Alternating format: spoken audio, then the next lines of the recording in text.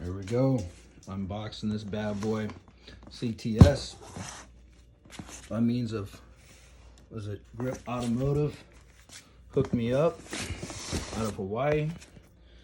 Got a new downpipe for the Tig.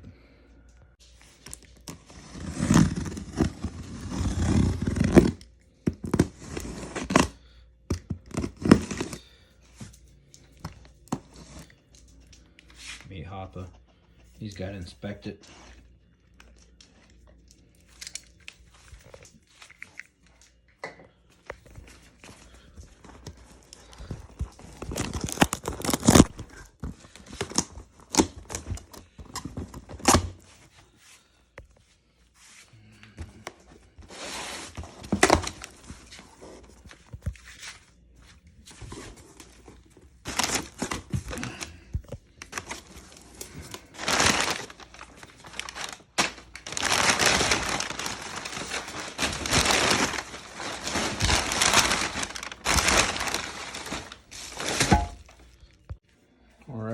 Got it unboxed, unwrapped. Nice thickness, right? Little CTS turbo. So these are going to bolt in there. Let you mount it up to the subframe. 3 clamps, new gasket, and a drop down pipe so you can put it right up to your stock exhaust. Much better than those cheap eBay craps. This is actually made for the Tiguan, so hopefully this thing works out all right. All right, Adventures and downpipe replacement. 3 of them off. Other one didn't want to get off. Use this fancy little tool with a torch. Use a torch to loosen it up. Didn't come off. Use this little tool. And as always, the tool itself breaks without splitting the nut. So now the stud has come out of the turbo. And that's the first 3. The hard to reach one's still in there. Gonna have to try another avenue to get to that bad boy, maybe from up top. All right, you see the first one is done. The other 2 right there. There's a stud that's coming off. And the 3rd, 4th one, it's gonna be hard to get a picture of. There's the top one.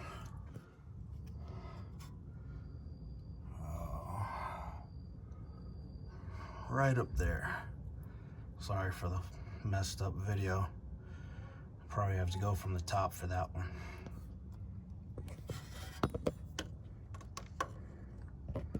There you go, you can see it from there. Bam. All right, as you can see, finally got it taken out. Got that top one up there, done from up top, from underneath. Kind of just go with what you feel versus what you could see. All right, got it down here. The O2 sensor that goes over, plugs up under here. You gotta undo, and then the one from up top, which is right there. All right, little eBay special, made for a Golf R. I was running on my Tiguan for a little bit. Previous one I used was for a GTI, where I had to trim the bracket down a little bit. That goes to the subframe.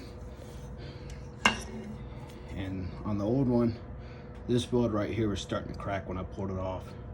It was just rattling too much on the subframe. This one, however, the bracket actually broke off the pipe. I mean, you can see how thick that pipe is. Still pretty good condition. I mean, shape, like quality. But it's not made for your car. It's not made for your car. V-band, the low lip, right? V-band style. Pretty good setup. Matches up pretty well. And then for it to fit on the Tig a little bit, yeah, I had to trim some of this off. Same thing with the previous one's a little too long. So easier to trim that off than to trim your stock stuff, so you can go back to stock. So as you can see, that one has the reduction welded in. This one has a slip pipe for the reduction, and multiple slip pipes for it. So fingers crossed does not create a bunch of exhaust leaks. And this was actually made for the Tig. A little bit more. Should have just bought this to begin with, because that's what I spent with the other two ones, was the price of this bad boy. The fun part is taking off the O2s without stripping threads and messing up the O2 sensors and having to spend a couple more $100 on those. All right, so I got the O2 sensors pulled out. Ended up using a little bit of a torch just to heat up the pipe. Using a wrench versus the actual O2 socket I had, because I was just running out the O2s. But heated them up, got them out. So there's one right there, it's put back in. This is a new pipe, new gasket. Probably should have went and got a new nut and new stud for this one that you saw that was pulled out up there on the top. But it's about 8:30. And I'm trying to at least get this part put in for the night. If not, I might continue on for the evening and try to get it all finished. But good CTS turbo downpipe going in for 2012 Tiguan. It's APR stage 2. And spool and charge pipes. All that other nice basic bolt-on fun stuff. Make this bad boy go fast. Like go fast, daddy, I like go fast. All right, so from the passenger side, here's how it looks from underneath. We'll get a little closer look. Right, the OEM clamp could probably be replaced, but it tightened down pretty tight. It did pretty well. So CTS with these clamps, 3-piece. So a few more clamps to tighten up. Kind of a pain in a way that I didn't pay attention to what I was doing. And you can see right here a little bit where that is bowing out some, and that's nice and flat, because this part right here jammed down in there, pulled it out, right? So that it's got a little bit of a bow there. I might work on that a little bit, hence why the hammer's there. Try to tap that back in, right? And that happened there. I was like, man, what are the chances? What are the chances of that being set up just like that, man? Well, lucky me, I did it again to this one, and there's 3 of them, right? That one didn't happen. So I guess I got a 33.33% chance of that happening, and I did it 66%.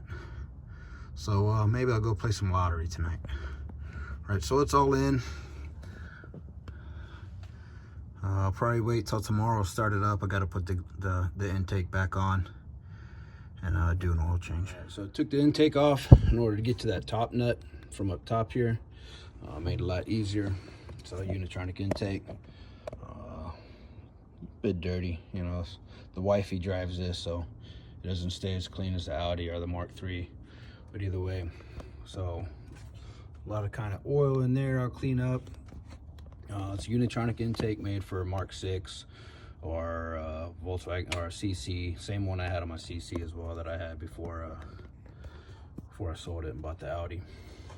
But so I'll clean up the excess oil, put the intake back on, and knock out an oil change.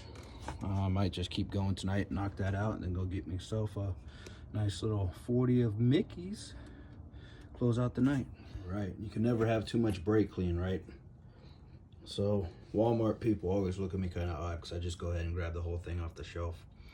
I'm going to use it, so may as well have it here at the garage. So I got something to clean up with. You know, all the good stuff that you can use brake clean for, even shoot it in your eye. It's an amazing feeling. All right, so I lied. We're going to do a cold start on this bad boy, right? Intake's put back in, nice dusty dirty. Maybe actually pay someone to do a nice detail on this bad boy. Intake's back in. I flip the MAF, right? I flip it under. So it's still there, but I flip it under so it gives a nice cleaner look when the bad boy ain't all dirty. So Atlas, 20-inch Atlas wheels. Let's go do a cold start on this thing.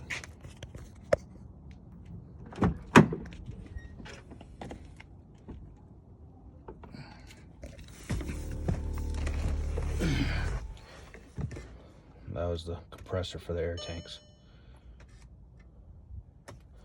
Keys in the pocket. Nope. That's the key for the Audi. All right. Now we got the key for the car. So all this is a catless downpipe back to stock exhaust, so it shouldn't be too loud.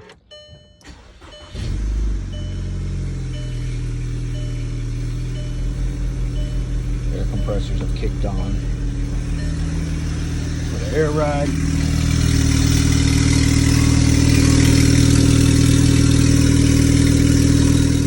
All right, let's try this again.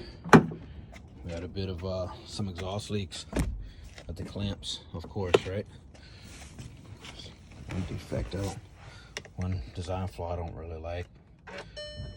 But then also, I didn't help it when I bent the parts that clamp it shut. Didn't look quite as loud. It's no longer a cold start. All right, so we still got a little bit of an exhaust leak from that clamp right there. I think what I got to do is loosen up the stock one, slide that pipe back, the reducer a little bit more, lock it back down. I'll do that a little bit later. Just went ahead and replaced this clamp. This is a stock OEM one.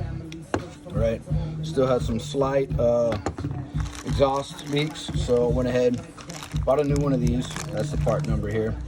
All right, OEMs. Bad boy was like 40 bucks from the dealership. I was kind of surprised they initially wanted my VIN number to look up the part I needed. I'm like, just let's go by the year and the make, bring it out, let you know if I need that. That's what we not need, but I guess so many variations with part numbers now. So I got that, got a new drain plug for it, so do an oil change today as well. Got a cold start next day, readjusted some clamps. As you saw, I went and bought a new OEM clamp, but I couldn't get that to slide on properly or close tight enough to get the bolts to shut, so I'm back with the original one and redid the clamp. So let's see how this sounds.